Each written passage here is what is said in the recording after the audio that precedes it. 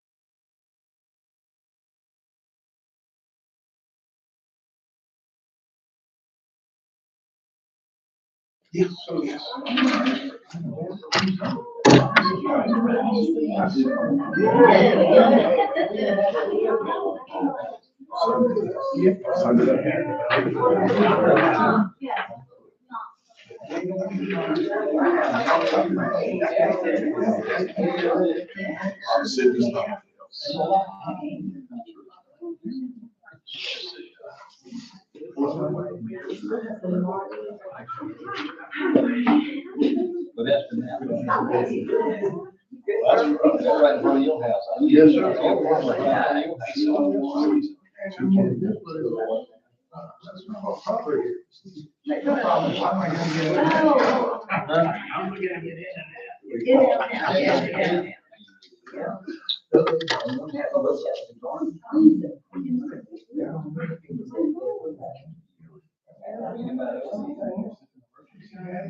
Don't worry about it if you can't get it. Don't worry about it.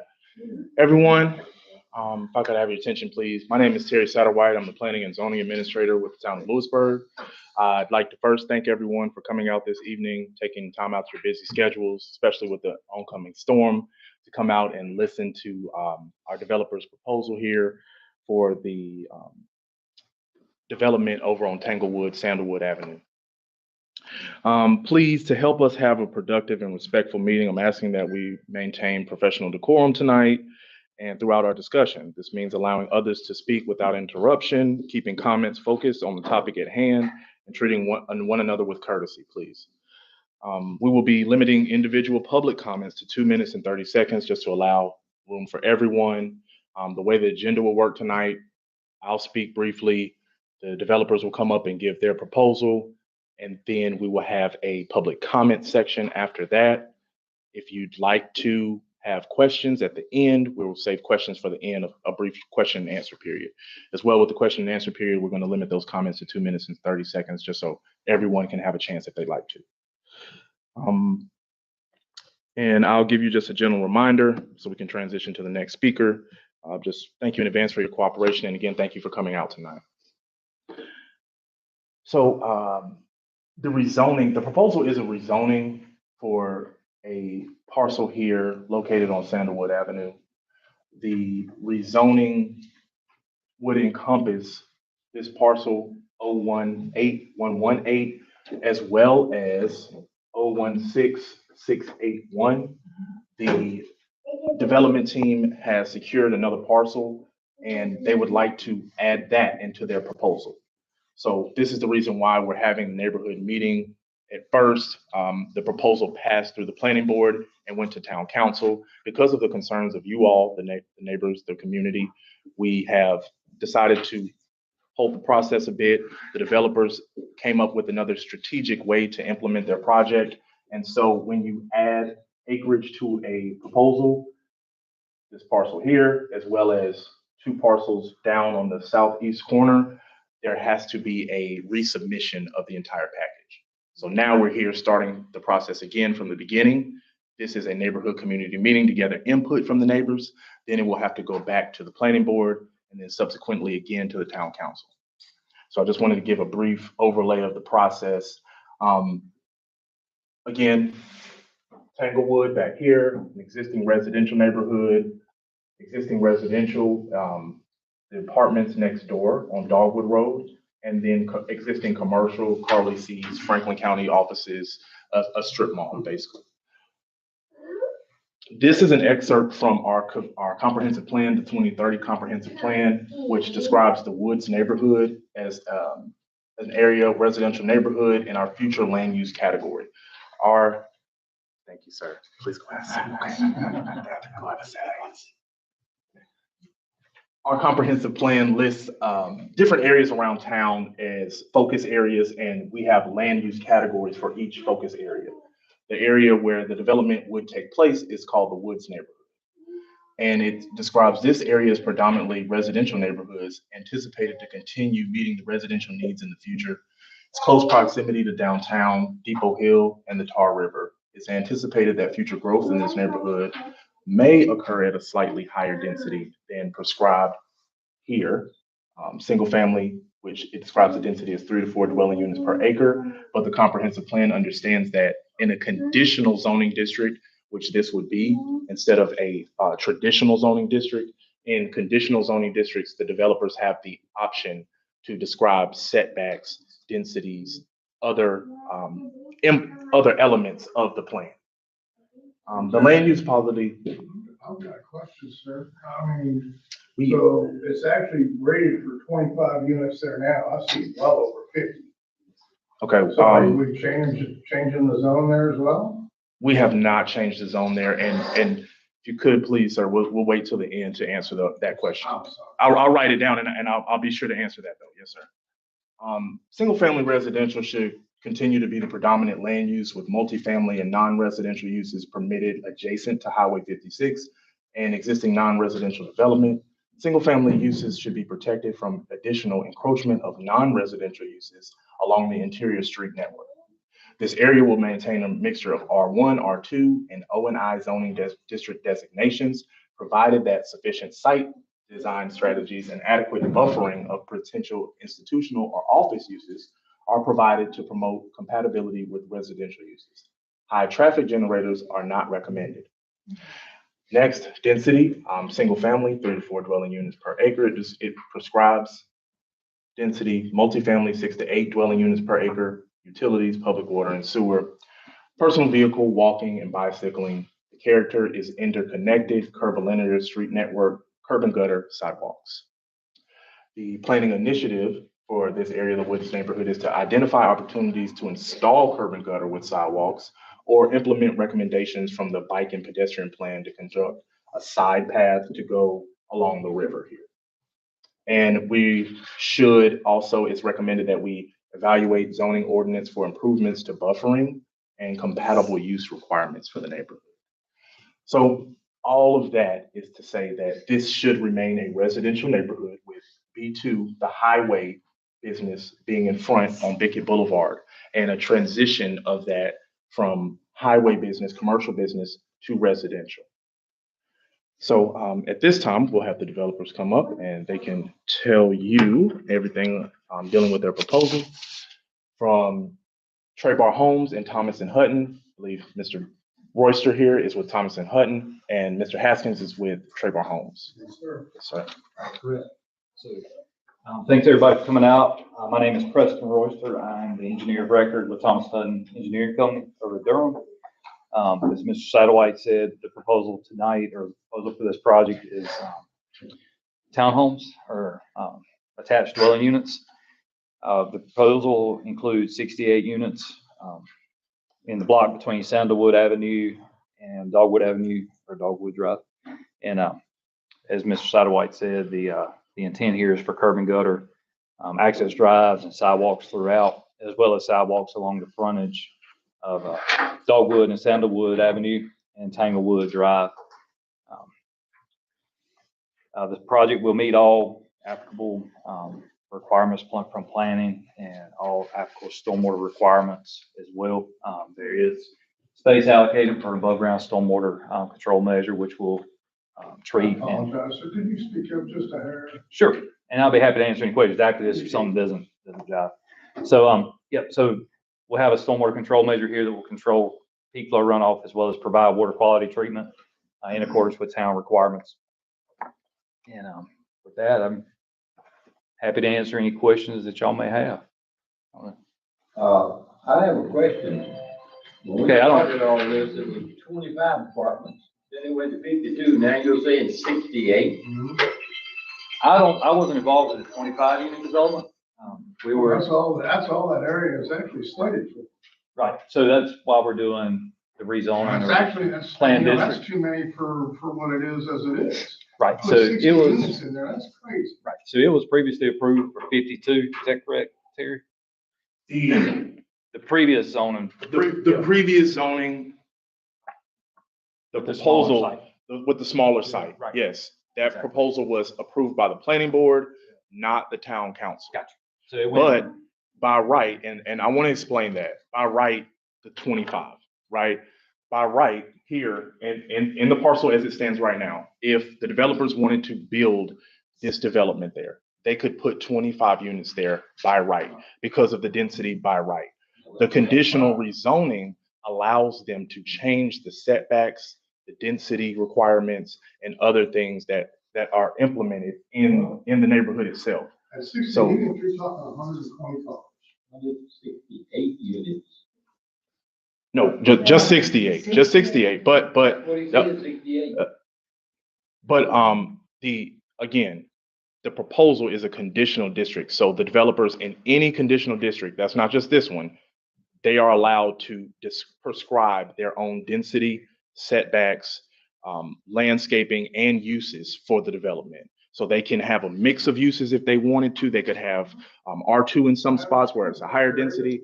You're adding 47 more units. Understood. And again, this is a proposal. This is not approved as of yet. Nothing is approved. The developers have a way to strategically implement the neighborhood here on the parcel. So And that's why we're here to get feedback. right. Problem Yeah. is, there's only two ways. We had one person here with their hand up. She's waiting. Yes. How much acreage was added when you bought that home? Is it half, 6/10 of acre? How much? Yes, 6/10 of an acre. 6/10 of an acre. And you think that you can go from the original requested amount to 68 units with just 6/10 more of an acre? Right. So 52 units was the original. That was the original proposed, but Yes. according to this 2030 plan, single-family homes, 3 to 4 dwellings per acre, or 6 to 8 dwellings per acre, multifamily. Townhomes are single-family, correct? Are they? Are they designated as single-family? And I'd like to explain that too. The comprehensive plan is more of a recommendation for the town's Well, future the land use. recommendation for this number multiplied by, how much is that acreage total? 6? The increased size of the. No, I mean the Again. total acreage, how much is Total it acreage. now? The total acres on the 5.2. parcels. Yeah. Okay, so if you take mathematically that 5 acres and you say 4 dwellings, which is the highest of the single family that was suggested in this 2030 plan, I don't know, but I come up with 20, Right, and it's. not 68. Right, and as Terry said, that's the by right amount. That's what we could build today with no 20. neighborhood meeting, no. I don't think people Planning would town, argue planning that 20, board. 68 is more than the current entire neighborhood right now. The entire neighborhood does not have 68 residents. Y'all don't have to Oh, leave oh, that at well- 7 in the morning and come home. With a daycare and with a Let's- DMV that is a nightmare that we all know has been a nightmare for years. The school was a nightmare that got moved off that property, but I don't see how in the world whoever came up with this 2030 plan and approved it can jump from 20 homes to 68. Now you have a good point there. And again, it Oh, I does know. say, Oh, yeah. it does say that it's anticipated that future growth in this neighborhood may occur at a slightly higher density. So- Slightly higher is not 3 times. And that's as what I mean much. by you have a good point there. You do have a good point, because slightly higher would mean maybe 6 to 7 per acre. That would be acceptable as slightly higher in accordance with the comprehensive plan. But the comprehensive plan, again, is a guiding document. It's more of a recommendation for how we should guide development, but it's not a rule and it's not a regulation. So I want to make that distinction, because I it's not, it understand doesn't it's mean, not a it has to regulation, be. but it's a guide, and you can't have a guide and say, oh, we guide 20, but we're gonna do 3 times that. Because it also says in this plan, and you read it yourself, that it is not recommended for high traffic generators. There's already doctor's offices, there's already insurance offices. Duke has come back in there and opened up, which they had closed. That's more traffic. I have been out there myself to a doctor's appointment at like 7 in the morning and the parking lot was full. And again, this is why we're having this meeting. It's to hear these Well, concerns so that they I can just hear want to them. make sure you actually hear them, because you keep saying that this is just a general suggestion. But these people have to live there, Yes, ma'am. and they've lived there since 1960 something. And you're having somebody from out of town come in who does not live here and who's saying, yeah, well, we want to bring in 60 some homes, and then they're gonna make the money and they're gonna leave, and these people are gonna be left with the stressors of that neighborhood. It's not somebody from out of town trying to do this. I have also heard that as well. I know it for certain. These people, I don't want you to think we're mad at you. Yeah, I understand. Oh, I'm All not you- mad all with you're anybody, I'm doing- just All you're stating trying to do is facts. build houses. You don't care where you build. If they told you you could build 68 of them on top of this building, you'd be throwing in the paperwork for that town all tomorrow morning. I know that. You're in it to make money. So where? That's fine. so I understand you gotta make money. I don't want to be mad. Oh, let's take turns and make So sure. our intent is to build these and hold on to them. So- Oh, that's worse. They're not gonna be something that we turn around and sell. So you have invested in. Are they gonna be section 8? Can I say something? No, they're not gonna be Section 8. So we own other properties in the area. We actually own properties adjoining this property. So it does not benefit us to come in here and throw something up that looks horrible. The properties that you own, what properties are they? Are there homes on them, apartments on them? What's on those properties you own? Homes, apartments. Are those strip malls. apartments over there yours as well? Beside this, no, ma'am. See, Okay. unfortunately, we've heard that before. Okay. Because Well, I believe I those can't are control income it. related, Ma'am, The last apartment complex. but they this put in- income related. Excuse correct? me, folks, this is not, we gotta get some order. We can't just talk out of turn. so we. I understand, but we gotta let them explain. Yeah, in our group, we own other properties in the area. We have a vested interest in the town of Louisburg. We're not looking to put something up here that's junk, something that has crime, things like that. I can't control what other people did. I can't control what other people do. I can just tell you what our group wants to do. Okay, for clarity, can you tell us the addresses of the properties that you own over there? I'm not at liberty. Well, I mean, I can go down to the. yeah, there's apartment there's check. two right here, and then there's other ones over here. But one of my investors is the Dickens family. They Yeah, own we a lot know. of, a lot of property here, and so we're not looking to have something that people do not like. So. Well, they Okay, don't we live in. have a question here. Yeah, Yes, sir. My only concern is, like she said, even at 8 per acre, you're looking at 40. That's 45. probably Okay, more and than the that's homes plenty there. more. You're looking at 80 more cars, 40 more families in that Mhm. secluded neighborhood with only 2 ways in, 2 ways out. Mhm. Right now, you can't even get out the neighborhood at certain times, except without cutting through Carly C's parking lot, which Carly C's is getting upset because everybody's trying to catch the light. Now, they supposed to put a median in front of Sandalwood on 401 to force everybody to make a right turn. That's fine and dandy, but where are you gonna turn around? There's no way to turn around once you make that right turn. So now you're putting another 68 families and 120 extra cars, plus their visitors when they visit, trying to get in and out of that neighborhood. Yes. That's way too many cars for that neighborhood. Especially with the DMV, which is a nightmare because they lining up around that building at 5 o'clock in the morning sometimes when I leave for work.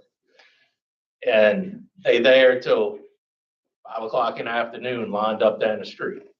So it's just hard to get in and out of the neighborhood. It's gonna make it worse. The drainage is real bad because I live on Tanglewood, gonna be right across the street from it. Yes. It's already flooded. We got a lake behind our house already. Fox Creek, that's where everything drains into. That's flooded already. The whole sewer right of way is full of water. It's about a foot deep. He came and saw it, our new council member came and saw it the other day. On the other side of Fox Creek, it's like a wetland. It's a swamp. Yes. It's a complete swamp right now, and I don't even know how deep it is. And plus, they got the beavers, and of course, they endangered species, so we can't touch the beavers. So that's our concern. And you putting that development, which, yeah, you're gonna have ponds, but still you can't control everything else. All the rest of runoff. Right, and there's existing impervious surface on that site today with no controls. So what we do post-construction will improve that situation downstream. And the problem is not really, because all them trees you're getting ready to uproot is saving us from the water flow coming from Pickett. Because when it really rains and you go down where it dips down, the road Tanglewood dips down, it's like a river going across that street, Going over the street, you mean? over the street. Right. So if you take all them trees down that are sucking up all that water, that groundwater and that water, it's gonna be worse. If I'm not mistaken, they control properties on the other side, so some drainage improvements are possible here to keep the water below the street level. So that's one thing that we're looking at and evaluating right now. If the project moves forward, would be drainage improvements. And that would be part of any So good you're also development. planning to have retention ponds? 'Cause I didn't see them on there. Yes. It's right here. It's not colored in blue or, not drawn pretty. Where are the You know, retention it's all ponds? sandstone too, by the way. Yes, sir. Yes, sir. The construction's gonna be miserable for everybody because all the dirt y'all gonna be moving around and shaking our houses. That's And just beyond livable. to add to what he said, when they came in and added those homes they just added, the roads were destroyed for over a year past when the homes were built. Still aren't fixed. And some of them still are. Yeah. Yeah, the school buses can't even make the turn without And I don't rolling know over why my the driveway. town My has not driveway fixed is all that. cracked up from the school buses. So where, I was gonna say, where do you live in relation to the project site? Catty corner from it on Tanglewood. Down here. Right across from the stop sign. Right here. Yeah. That you- Yep, right here. They don't even have all the new houses on that map. I don't think so. Were there any Because that more? culvert is destroyed by the trucks from the construction already Mhm. on that Tanglewood, Sandalwood intersection. Where's Right, the and overflow from that's that construction of pond? single-family houses, correct? Right, so what, generally what a project like this entails is more scrutiny from the town and more requirements for infrastructure improvement, so, I didn't mean that. Where does the overflow go from the pond? there's existing, like I said, there's existing drainage under From my Tanglewood. house. Right, so All there's right, existing I don't know drainage if you've down ever there. seen it when it floods there. I Which don't is know where the all- water's gonna go. Oh, whoa, whoa, Right, so as part of our stormwater plan, Yes. we have to control the peak flow and peak flow rate. So we can't flood anybody downstream. And as I mentioned, we control properties on the other side of the street, so it's possible that we could improve the drainage there to direct it away from your house, not make it anybody else's problem, but improve that scenario, or that existing situation. They do control the two properties beside your house. So they can convey the stormwater Majority under, of that is right away for the city. the town would have no problem with them implementing a stormwater They control can't measure build there. there. They, Right now, they're not gonna build I've it. got sewage and stuff coming off my house that comes out the sideways, so if they're gonna be putting in pipes, they're gonna be crossing over stuff that I've already got existing. Which we have to deal with in nearly every development we do. We can't destroy existing infrastructure or take folks' houses out of service. So that's something that we have to design around and incorporate into the plans for the project. And the intent is certainly not to provide or you not create any hardships for anybody here, but And I would like to I'm curious, mention, I'd like to see some of the studies that y'all have done on the impact because of the way it's sandstone. some of that Not comes, granular. some of that comes later. This Yeah. is generally the first step in the process. We don't spend the money to fully design and engineer the site. We know the requirements we have to meet and we make accommodations for that in the upfront planning. You know, we didn't put units where we felt like the stormwater pond was gonna be, obviously. And, so, you know, we try and do the best we can right now, but those detailed studies generally come as a next step. I would like to add that, last week, the town council did pass an amendment to our stormwater ordinance to strengthen our policy, our existing policy. So now any development has to capture more rainwater. It has to, manage those stormwater retention ponds indefinitely, in perpetuity. And, these requirements are more stringent. They should allow the development to convey more stormwater safely, efficiently, And protect downstream. and protect downstream. Yes. So And were those inspections handled by Terry? they will be handled by third-party inspectors, but these inspectors will be licensed engineers. And generally, those inspection reports have to be, and this is the way it's handled in other municipalities. Yes, Have to be submitted to the town. periodically, annually, yes, annually, Right. yes. To ensure that Correct. the facilities are functioning and they're maintained and they're doing what they're supposed to do. As David said, the intent is to not build a bad project and then leave. So they won't, you know, we don't want to put something there that's going to look bad and detract from the neighborhood. We want something that's going to be attractive because it is right on the street. So, you know, there's all the incentive in the world there to make it look nice and then function correctly and not be a problem for Where are you everybody. gonna be renting these units for? The rents will vary based at the end, but, the two bedroom, two bath are gonna rent for somewhere between, let's see.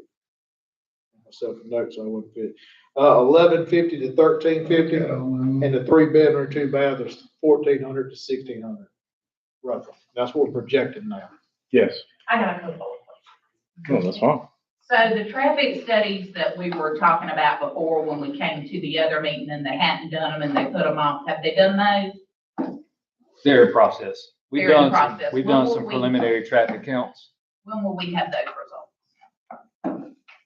We need one. Well, I mean, I think we were At the- supposed to have them at one of the other meetings, I right? think it's Because before we the went to planning. more than one, Right. and there were no traffic studies completed. Correct. Because they withdrew that initial application, then the traffic But study. now they're increasing it, so. Right, I and they mean- have not submitted an application as of yet. So once the application is submitted and it goes to the planning board, then I would go ahead and require them to produce the traffic study. Yeah. And it's in process. We've got the traffic counts, we've got the data to do it, and we've done some preliminary work on that. We just haven't completed it because the unit count changed and we have to obviously account for the additional The traffic. impact of all the vehicles that you're gonna add to the That's area. what we have to do. Yes, sir. Okay. Yes, The sir. other question that I had is y'all were talking about the reservoirs. Are y'all putting pumps in there to pump that water out, or is it gonna just go down and? So it depends on what type of, and SCMs, what we call them, stormwater control measures. It used to be BMPs, but everybody called them big muddy puddles, which nobody. So, the type of SCM will depend on the calculations that we have to run for the project.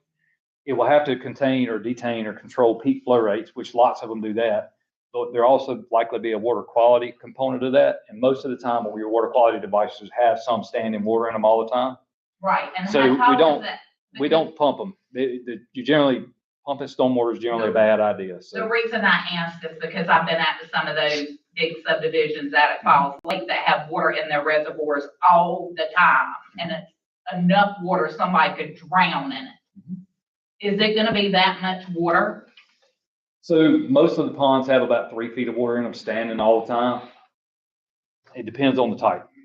But if we do a wet detention pond, which is generally a commonly used one, about 3 feet of water stands in it all the time. When it rains, it fills up and then it draws down. And we'll of course make provisions for safety here. We have to account for maintenance, access, but we also have to account for safety in these So things. you'll have fencing around them for animals and children and everybody not following. Most, right? there again, most likely it depends. We haven't quite got to that level of detail yet and size exactly how big it's gonna be, where it's gonna, how it's gonna look. Our new stormwater ordinance will require some sort of safety measure, either fencing or some sort of vegetation around it that would be high enough to where small children and or small animals could not easily pass through. And then the other thing was y'all were talking about having some kind of like walkway near the pond or trail, I mean, near the river or trail or something. Did you mention that a minute ago? That's an overall comprehensive plan for the entire site. Yeah, that's for the. Where is that? Is that behind all these people's homes where the river is? No, ma'am. It's not There- part of this It's project. It's not part of their down there project. where They the- have not proposed any Oh, walking I trail. thought he just said it.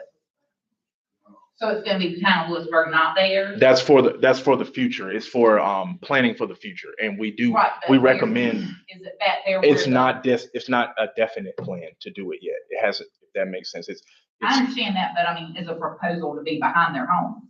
Or is it somewhere else down there by the river? no, again, along the Tar River. So it would be along the Tar River, along the river, but not behind their homes. No, there has Where has the not creek been a plan. runs off That's a the Tar FEMA River. flood zone. Yes, behind their homes. So no, we couldn't build it there. And I think everybody here understands there's gotta be progress and that, homes may be built there. I think the problem is more homes than what is currently in the neighborhood. And with the businesses, you're running these people out of what is their neighborhood. Cause not you yourselves, but they've added those apartments years ago. They've added businesses, they've added a hotel, they've added a doctor's office, they're now gonna add townhomes. And I think everybody understands they could add townhomes. I think people probably wouldn't be as upset with 15 to 20, but what you're proposing is a whole nother neighborhood inside of a neighborhood. The infrastructure can't handle it. That's the plain and simple of it. You're gonna affect the daily lives of the people who live there. I'd like to take this time to go ahead and have the public comment section if there are no more questions at this time. I've got a question. Yes, ma'am. Is there anything in the proposal about widening the street? No, ma'am. Not as of Not yet. firm. That would probably be a recommendation by DOT. DOT would make that call to the They developers. make, DOT does Yes, sir. Yes, sir. If, in the based town off their of traffic Louisburg? count, based off their traffic counts, DOT would prescribe, road safety measures, and they would either make them install traffic safety devices, more stop signs, widen the roads, maybe a traffic light up at the boulevard. DOT makes those kind of calls. Yes, If sir. they widen the road, is it their property that the road gets widened on? Or the people who live there already? It won't be ours. It would, It would have to be within the right of way. Yeah, within the right And of then way. when you divide and pick it to where it's only one lane, They're it's not gonna make doing it that. awesome. They're not doing that. DOT's got to do that. Yeah, DOT has to do that. Yes, sir. One yes, question. yes. Who did the traffic study? Nobody yet. We started it, our firm started. What are y'all doing for the traffic study? So the way it generally works is we do traffic counts, it's study intersections. A lot of times those intersections are prescribed by NCDOT or the town. I think we've got 2 of them right now. It's the intersection of Dogwood and East Nash, and then Bickett Street, and I think it's Sandalwood that comes out by Carly C's. So those 2 intersections are the ones that are being studied right now that we have the traffic counts for. So we've got the existing background data, and then we How do you get the counts? actually have somebody video the intersection, and they count how many cars go which direction. I mean, it's that simple. So somebody gets paid to look at that video At what time of day? Yeah, throughout the day. So generally, when we do these studies, we're looking at AM and PM peak hours. So the times when like 7 to 9 in the morning and 4 When to people are 6 in doing the afternoon. daycare drop off. You're right. Exactly. Yeah. So we're not looking at traffic at 11 o'clock in the morning, you know, when there's 2 cars going here and there. Everybody get wherever they want to go. I know, but I'm just saying. I can tell you that right now. Right, but at lower times of traffic volumes, we're not studying those. We So- study those peak hours. So then we apply or add the traffic that'll be generated from this development, which is based on the unit count, and that's the standard. This predicated or dictated by the ITE, the International Traffic Engineering, whatever the acronym stands for. But it's the standard methodology that's used for all traffic studies. It's not anything proprietary we're doing. DOT dictates how we do them.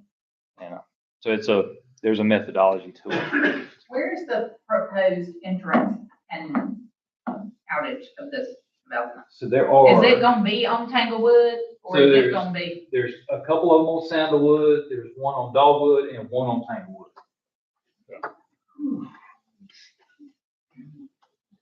Is there a way to keep people, like, can you take away the entrance to keep them out of the neighborhood?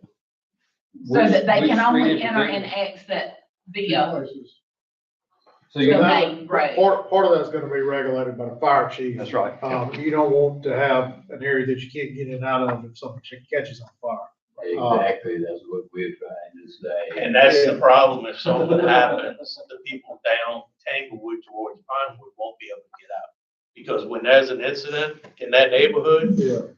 look, the police and fire department do a wonderful job in this city. I am not knocking them. Yeah. It's, the problem is there's only one way, 2 ways in and out of that neighborhood, and once they come, it's shut down, and you can't get nowhere. So the property itself, we have 5 means of ingress and egress. So that's the way it's proposed right now. So That's what? it 5 means of ingress and egress, You but show me 5. into this property, it's 1, 2, 3, 4, 5.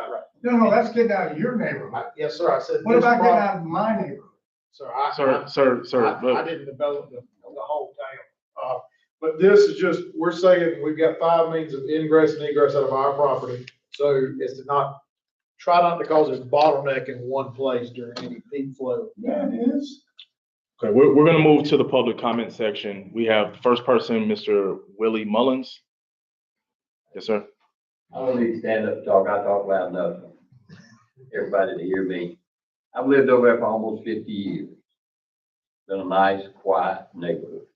Until the school moved in. When the school moved in, everything went to crap hole on that lot. And that gave us a taste of the traffic, by the way. And, the people who built Hazelwood Apartments, they promised what you're promising. And now it's owned by a slumlord.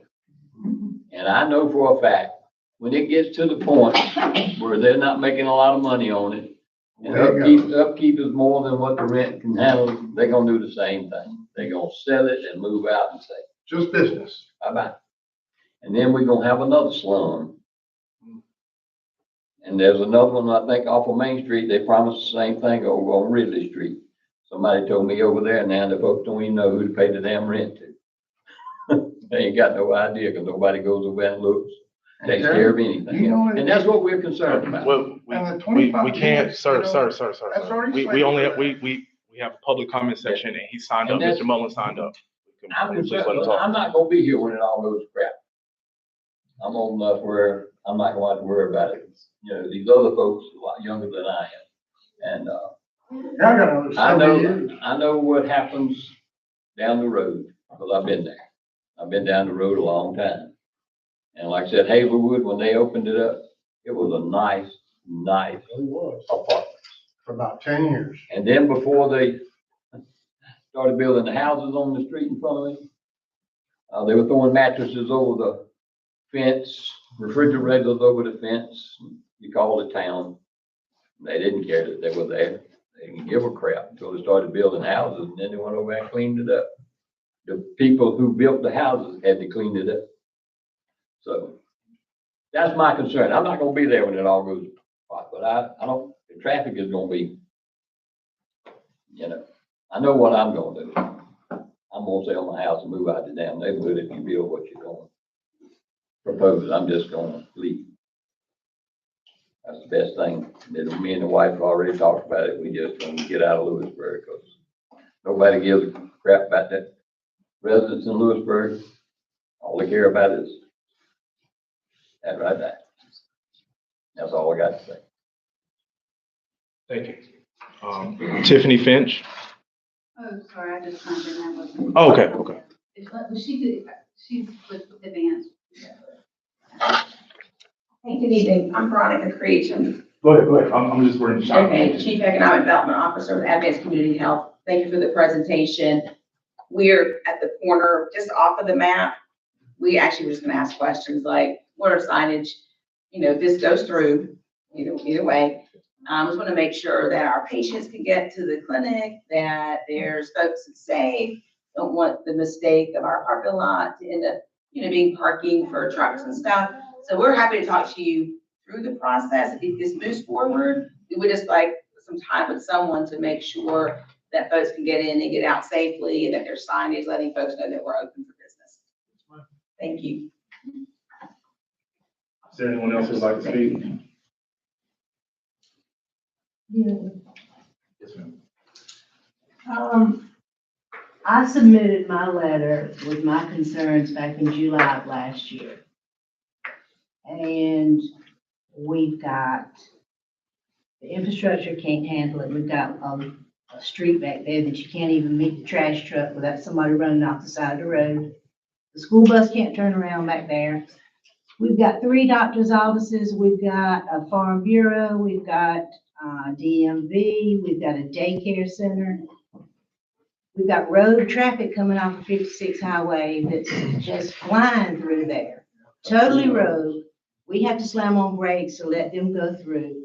And they're trying to save 90 seconds at the stoplight. Maybe 90 seconds.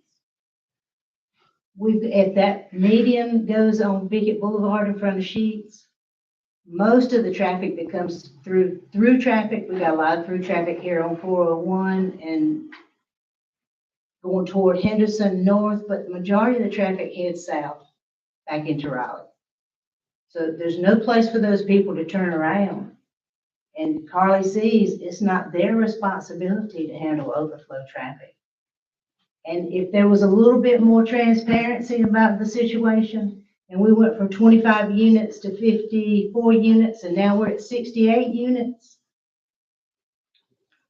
that's really unsettling. And if you were sitting out here and we were sitting over there, it would be unsettling to you as well.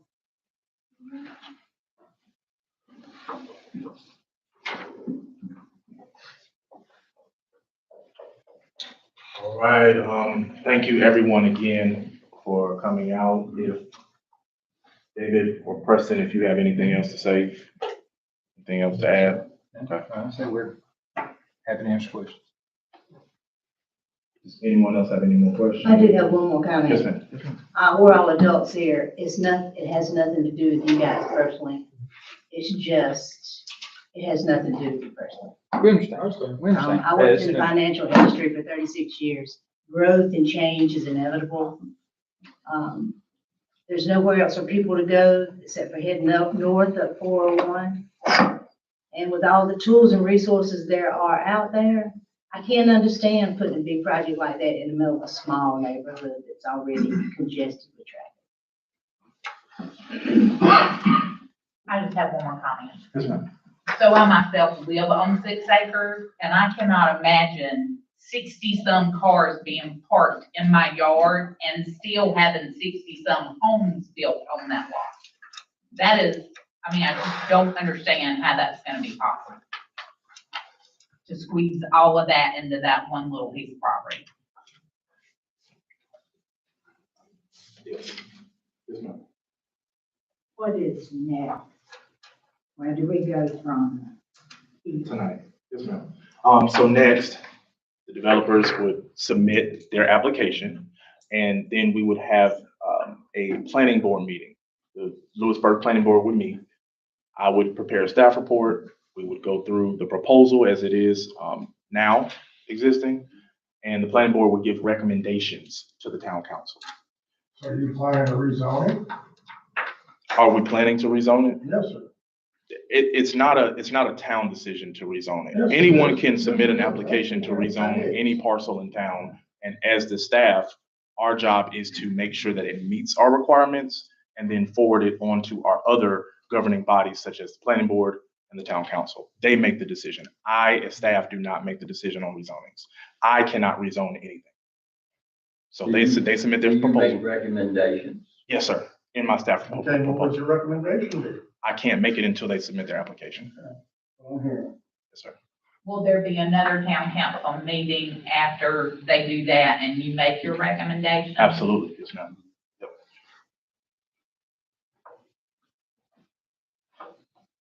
Yes, Will we know about the planning? the planning board meeting. Will we? The planning board meetings are a bit different. Since this is such a hot topic issue, then yes, I would definitely make those notices available to everyone in the neighborhood.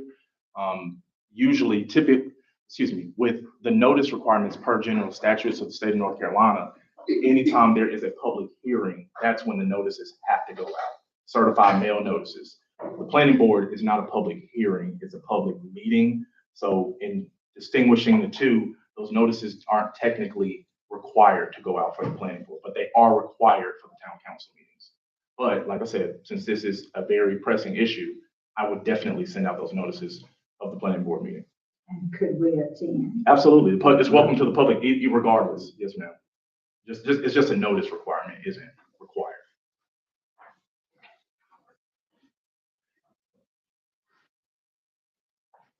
Again, I'd like to thank everybody for coming out tonight. Thank you so much again for your voices, your concerns, letting us know as a town, also letting the developers know, because this is the way that local government works. We have a proposal, we hear the concerns of residents, we hear concerns, we hear issues, and we try to address them as best as we can. And then that's how this process whole works. The town council will take into account all of your concerns. And again, in me as staff, I do not make the decision. So all I can do is make sure that it complies with our current regulations and forward it to our governing bodies. Excuse me. And that would be the town council. Yes, ma'am. We came to previous. Yes, ma'am. Yes, ma'am.